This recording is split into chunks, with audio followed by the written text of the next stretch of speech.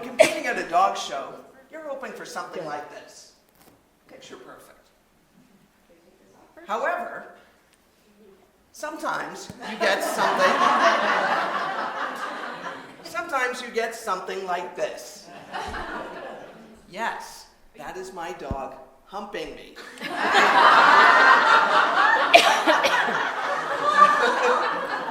In front of a large audience and videoed for all of posterity at the 2011 National. Both those photos were taken on the same day, by the way. Oh. Yeah. I was amazed when people watching later said that day, "Oh, you stayed so calm and cool." It was a big emotional roller coaster ride that Link took me on that day. Ever since then, he has been branded as that boy from the 2011 National. But he helped me to learn a lot about myself that day. How many of you have dogs? Raise your hands. All right. How many of you have ever had a dog sometime in your life, or have ever interacted with the dog of a friend or neighbor? That looks like pretty much everybody. Worked out perfectly. Personally, I am a dog lover, fancier, competitor, perhaps even a dog snob. Question: what if we could become more effective in our lives simply by paying attention to how we are with man's best friend, our dogs? My assertion is that your dog can train you to be a better leader, parent, partner, friend, teammate, and community member, a better human. Our interactions with dogs can improve our emotional intelligence. This helps us to move closer to who we want to be and to connect more effectively. If you do only one thing in this world, only connect. In a nutshell, emotional intelligence is self-awareness, self-management, social awareness, and relationship management. It's a powerful factor for success in life.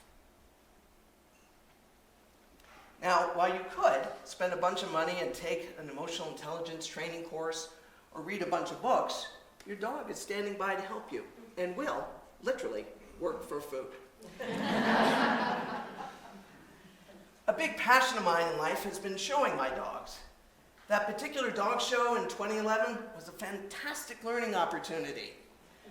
My agonizing embarrassment, everyone was laughing while my dog was humping me, and my frustration showed an attachment to performing well and to winning. I was amazed when people later said that day who were watching, "Wow, you stayed so calm and cool." Because inside, I was screaming, "No! You're blowing it, Link!" I started to blame. My elation about our eventual big win that day shone a light on how important achievement and recognition are to me. That helped me realize that perhaps humility was something I could work on. Maybe some of you can relate. In my interactions with people, those same attachments can show up as intensity, pressure, and brusqueness, resulting in other people feeling nervous, tense, and confused as to why I'm not my usual warm, fun self. Those feelings are unlikely to bring out the best in me, my dog, or in other people. They cause a disconnect. If you do only one thing in this world, only connect. It was a big mirror that Link held up for me that day. When I reconnected with him, he shone. I also have a puppy, Joyful, who is the daughter of that boy from the 2011 National. She is delightful and mischievous.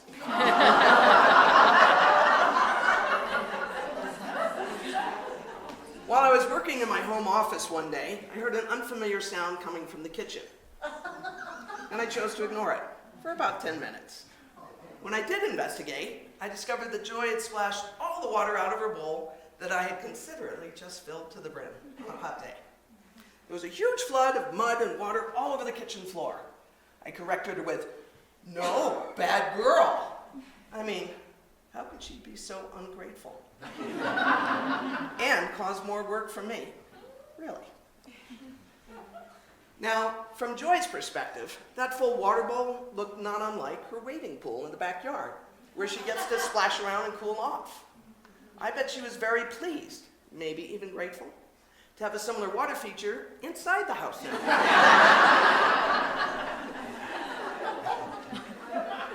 My reaction likely seemed surprising and ridiculous.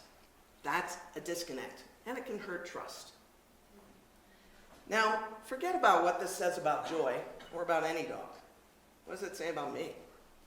When I'm interrupted, do I respond with grace? Or am I annoyed and self-important? When someone causes extra work for me, even unwittingly, am I indignant? I think we all know the answers to those questions. Could I instead find the humor? Because it was funny, right? That creates connection.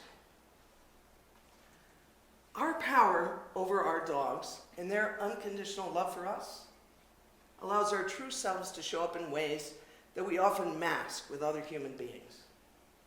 Now, we don't want to respond to a friend's query about their new haircut with, "Oh my gosh, what were you thinking?" So sometimes it's useful, and by the way, that's a purely hypothetical example. But an issue with masking is that we can start to believe our own facade. That's a disconnect. With dogs, we're authentic. We don't mask. We feel safe. We coo adoring expressions of affection, "Oh, you're such a good boy." Or dismissively say, "Hey, go lie down," when we're too busy to play. And sometimes we can say things that are downright harsh, like, "Stop it!" in a way that would make a person cringe. Our behaviors with dogs provide clues about our interactions with humans. Okay, one more story. Bill, very nice guy, brought his new puppy to a dinner party, and the puppy took a gigantic dump in the middle of the living room. As puppies sometimes do. Mortified, Bill screamed at his puppy, and she ran under the couch and cowered. Suddenly contrite, Bill got down and said, "Oh, I'm sorry, Fluffy. It's okay. Come, Fluffy, come. You're a good girl." But Fluffy was having none of it. She didn't know which Bill to believe, scary Bill or nice Bill. Similarly, Bill is a manager who is known for berating his employees, even demoting or firing them when he fears that they make him look bad, when they take the proverbial dump in the living room. He doesn't understand why he has difficulty retaining good people. While Bill's puppy gave him instant feedback about how he reacts to a mistake, his employees are likely to mask their emotions and simply go to HR or even to quit. It's rare for us to be able to get truly authentic feedback, and that makes it hard to see ourselves clearly. Dogs are instant, honest feedback machines.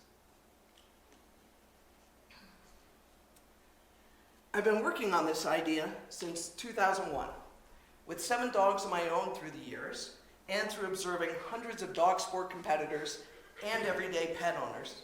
Yes, this includes some of you. And journaling many of those observations, and then looking for themes.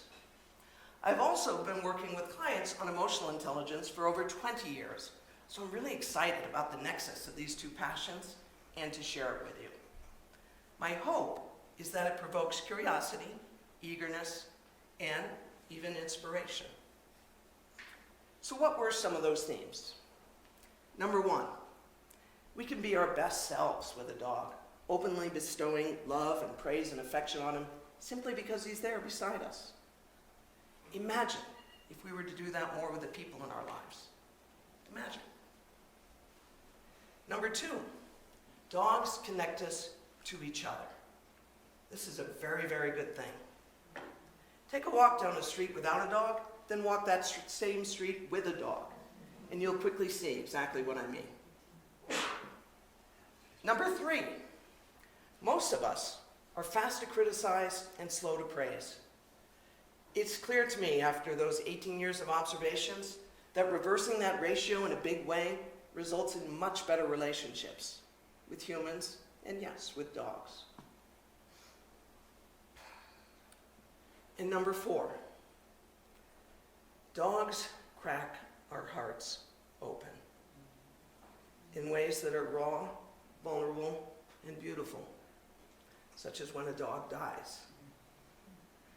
Because I have held a beloved dog in my arms 4 times now, Tasha, Magellan, Rory, and Imp, and told my vet that it was time to let them go, and simultaneously to rip my heart from my chest. I now know that I can be there for a dying human being with strength and with love.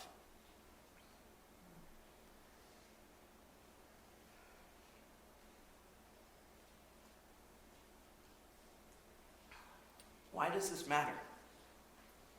What's in it for you? We are yearning for connection, authenticity, and vulnerability. But we're living in a time of polarization, isolation, and misunderstanding. We think we're connected because we're constantly emailing, texting, Facebooking, and Instagramming. But are we? Dogs are a beautiful way in to connecting with each other. No technology needed.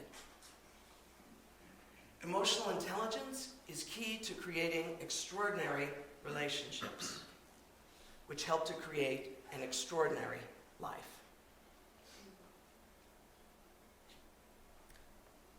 Now, does this mean that everyone who has a dog will automatically become more emotionally intelligent? My 18 years of observation say no. It is, however, an exciting opportunity, but it's one that requires intention, attention, and deliberate practice to fully realize. So how do we do this in a practical way? 3 steps. Intention. First, be willing to avail yourself of this opportunity. It's fun and it's fascinating. You have an eager learning partner beside you who, again, will work for food. Number 2, attention. Track your behavior with your dog in a couple of areas and note how you think it shows up with the humans in your world. Track it in a journal.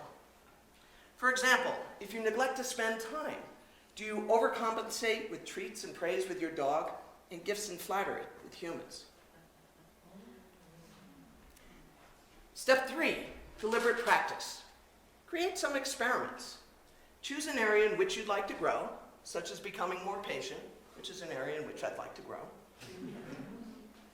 And then try a couple of different behaviors. Note the feedback from your dog and from your humans. Notice how you improve. Repeat. For example, if I'm impatient with my dog Link on a walk and I notice that he starts to check out, what happens if I'm deliberately patient and deliberately present? Turns out, he lights up and reconnects. Does that translate well into human relationships? You bet it does. It's important to note that this is not about the dog. It's about how you are with your dog. The point is to get a better behaved you in all areas of your life. So let your dog train you to be a more emotionally intelligent, effective human being. He is one of the very best mirrors you will ever have. Are you willing to learn from him? What might you discover about yourself? This approach is available right now to millions and millions and millions of people for free. All right, might cost you a few dog cookies, big deal. In the process, man's best friend can help us to become better friends to each other, better humans, better connected. If you do only one thing in this world. Only connect. Connect playfully. Connect meaningfully. And connect joyfully.